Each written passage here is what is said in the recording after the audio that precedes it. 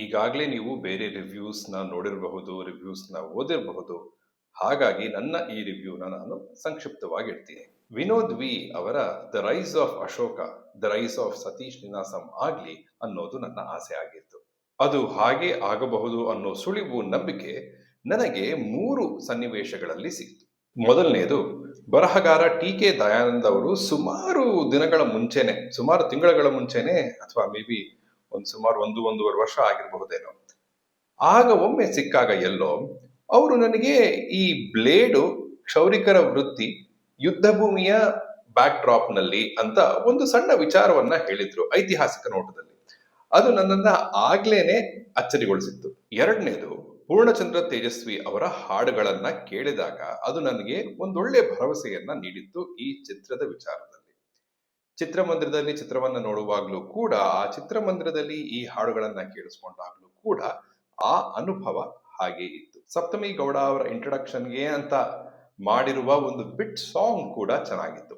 ಮೂರನೇದು, ಸತೀಶ್ ನೀನಾಸಂ ಅವರ ಜೊತೆ ಒಂದು ಸಂದರ್ಶನವನ್ನ ಮಾಡಿದಾಗ ಈ ಕಥೆಯ ಬ್ಯಾಕ್ ಡ್ರಾಪ್ ಹಿನ್ನೆಲೆ ನಾನು ಇದುವರೆಗೂ ಚಿತ್ರಗಳಲ್ಲಿ ನೋಡದಿರುವ ಒಂದು ಹಿನ್ನೆಲೆ. ದೇವಸ್ಥಾನದಲ್ಲಿ ಭಕ್ತರು ಮುಡಿ ಕೊಟ್ರೆ ಅದರ ಹಿಂದೆ ಒಂದು ದಂಧೆ ಇದೆ, ಅದು ಈ ಬ್ಯಾಕ್ ಡ್ರಾಪ್. ಕ್ಷೌರಿಕನಾದ ತಂದೆಗೆ ಮಗ ಚೆನ್ನಾಗಿ ಓದಿ ವಿದ್ಯಾವಂತನಾಗಿ ಒಬ್ಬ ಸರ್ಕಾರಿ ಆಫೀಸರ್ ಆಗಬೇಕು ಅನ್ನೋದು ಆಸೆ. ಮಗ, ನಾಯಕ ನಟ ಸತೀಶ್ ನೀನಾಸಂ ಅವರು ಅಶೋಕ ಅನ್ನೋ ಪಾತ್ರದಲ್ಲಿ, ಮಗ ಕೂಡ ಅದೇ ಹಾದಿಯಲ್ಲೇ, ತಂದೆಯ ಆಸೆಯ ಒಂದು ಹಾದಿಯಲ್ಲೇ ಸಾಕ್ತಿರ್ತಾನೆ. ಆದರೆ 2 ಕಾರಣಗಳಿಂದ ಆತ ಆ ಹಾದಿಯಿಂದ ಸರಿಯಬೇಕಾಗಿ ಬರುತ್ತೆ.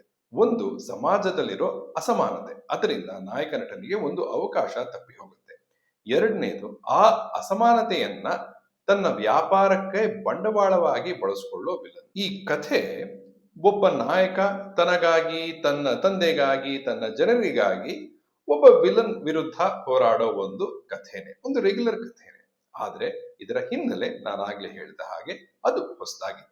ಸಾವಿರಾರು ಸಲ ನೋಡಿದ್ರು ಈ ಹೀರೋ ವರ್ಸಸ್ ವಿಲನ್ ಅನ್ನೋ ಒಂದು ಟ್ರೋಪ್ ಆಗ್ಲಿ ಪ್ಲಾಟ್ ಆಗ್ಲಿ ಇದೆಯಲ್ಲ, ಅದು ನನಗೆ ಬೇಸರವನ್ನ ಮೂಡಿಸೋದಿಲ್ಲ. ಯಾವಾಗಿನ ತನಕ ಅಂದ್ರೆ, ಈ ಕಥೆಯಲ್ಲಿ ನಮ್ಮನ್ನ ಇವರು ಒಂದು ಹೊಸ ಜಗತ್ತಿಗೆ ಕರ್ಕೊಂಡು ಹೋಗೋವರೆಗೂ, ಅಥವಾ ಒಂದು ಹೊಸ ಹಿನ್ನೆಲೆಯನ್ನ ತೋರಿಸೋವರೆಗೂ, ಅಥವಾ ಹೊಸ ವಿಚಾರಗಳನ್ನ ಅಥವಾ ಆ ಹಿನ್ನೆಲೆಯ ವಿವರಗಳನ್ನ ತಿಳಿಸೋವರೆಗೂ. ಈ ಕಥೆಯ ಹಿನ್ನೆಲೆಯಲ್ಲಿರುವ ರಸವನ್ನ ಈ ಚಿತ್ರ ಸಂಪೂರ್ಣವಾಗಿ ಹಿಂಡಿ ತೆಗೆದಿಲ್ಲ.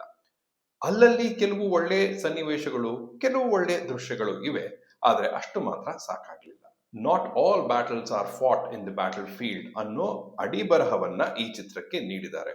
ಹಾಗಾಗಿ ನಾನು ಒಂದು ರೀತಿಯ ಒಂದು ಅಹಿಂಸೆಯ ಕ್ರಾಂತಿಯೇ ನಡೆಯುತ್ತೇನೋ ಅಂತ ನಂಬಿದ್ದೆ. ಆದ್ರೆ ನನಗೆ ಅನ್ಫಾರ್ಚುನೇಟ್ಲಿ ಕಡೆಗೆ ಉಳಿದದ್ದು ನಿರಾಶೆ ಮಾತ್ರ. ಇದು 1970ರ ದಶಕದಲ್ಲಿ ನಡೆಯೋ ಒಂದು ಕಥೆ. ಚಿತ್ರದ ಆರಂಭದ ದೃಶ್ಯಗಳು, ಅದನ್ನ ಎಕ್ಸ್ಪೊಸಿಷನ್ ಅಂತ ಹೇಳ್ತಾರೆ, ಅದು ಚೆನ್ನಾಗಿತ್ತು. ಈ ಚಿತ್ರದಲ್ಲಿ ಬರುವ ಹಳ್ಳಿಯ ಮನೆಗಳು, ಹಳ್ಳಿಯ ಬೀದಿಗಳು, ಅಂಗಡಿ, ಆ ಮನೆಗಳಲ್ಲಿ ಆರ್ಟ್ ವರ್ಕ್ ಇವೆಲ್ಲವೂ ಕೂಡ ಚೆನ್ನಾಗಿ ಇದ್ವು. ರೆವಿನ್ಯೂ ಆಫೀಸರ್ ಟೆಸ್ಟ್ಗೆ ಹೋಗುವಾಗ ತಂದೆ ಸೈಕಲ್ ಓಡಿಸ್ತಿರ್ತಾರೆ, ಹಿಂದೆ ಕ್ಯಾರಿಯರ್ ಮೇಲೆ ಅಶೋಕ ಕೂತು ಆ ಟೆಸ್ಟ್ಗಾಗಿ ಪುಸ್ತಕವನ್ನ ಓದ್ಕೊಂಡು ಹೋಗ್ತಿರ್ತಾನೆ. ಟೆಸ್ಟ್ ಅನ್ನ ಬರೆದು ಹೊರಗೆ ಬಂದ ಮೇಲೆ ಆತ ಸೈಕಲ್ನ ಓಡಿಸ್ತಾನೆ, ತಂದೆ ಹಿಂದೆ ಕೂರ್ತಾನೆ. ಇದೊಂದು simple but very effective, powerful story telling ದೃಶ್ಯವಾಗಿತ್ತು. ಈ ರೀತಿಯದ್ದು ಇನ್ನೂ ಹೆಚ್ಚೆಚ್ಚು ಬೇಕಿದ್ವು ಈ ಚಿತ್ರಕ್ಕೆ. ಚಿತ್ರದ ಆರಂಭದಲ್ಲಿ ಒಂದು ಸರಾಗವಾದ ಹರಿವು ಇತ್ತಲ್ಲ, ಅದು ಕಾಣೆಯಾಗತ್ತೆ ಚಿತ್ರ ಮುಂದಕ್ಕೆ ಹೋಗ್ತಾ ಹೋಗ್ತಾ. ಚಿತ್ರ ಜನರಿಕ್ ಆಗ್ಲಿಕ್ಕೆ, ತುಂಬಾ ರೆಗ್ಯುಲರ್ ಆಗ್ಲಿಕ್ಕೆ, ಪ್ರಿಡಿಕ್ಟಬಲ್ ಆಗ್ಲಿಕ್ಕೆ ಶುರುವಾಗುತ್ತೆ. ಪಾತ್ರಗಳು, ಅವರ ಮಾತುಗಳು ಸಹಜ ಅಂತ ಅನ್ನಿಸುವುದಿಲ್ಲ.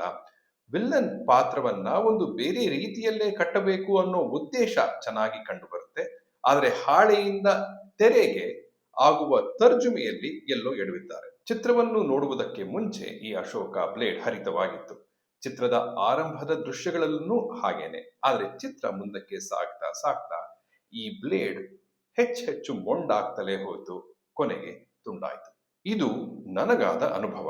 ಈ ಚಿತ್ರ ನಿಮಗೆ ಬೇರೆ ಒಂದು ಅನುಭವವನ್ನ ಕೊಡಬಹುದು, ನೋಡಿ ತಿಳಿಸಿ.